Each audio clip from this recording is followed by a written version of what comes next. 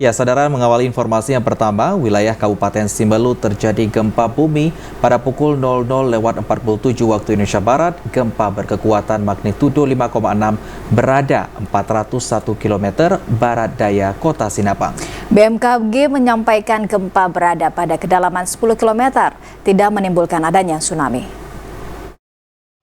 Gempa bumi berkekuatan magnitudo 5,6 terjadi di Kabupaten Simelu pada Kamis dini hari pukul 00:47 waktu Indonesia Barat.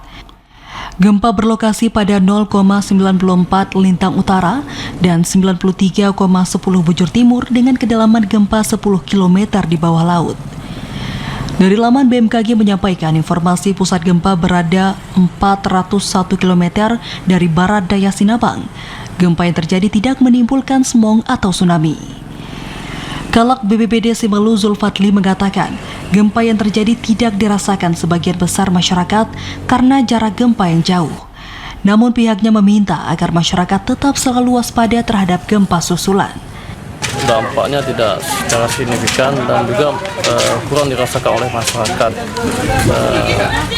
dampak dari bencana gempa tersebut karena jaraknya yang sangat jauh 401 km dan memang kedalamannya 10 km. Kalau dibilang dalam kelas BMKG itu ada MMI 1 dan 2. Dan juga kita himbau kepada masyarakat agar selalu meningkatkan kewaspadaan dan kesiagaan dalam bencana gempa bumi.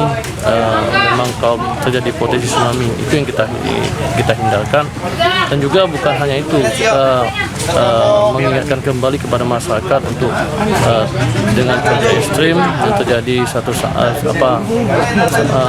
satu saat dia bisa menimbulkan bencana hidrometeorologi, dalam hal ini banjir dan cuaca ekstrim.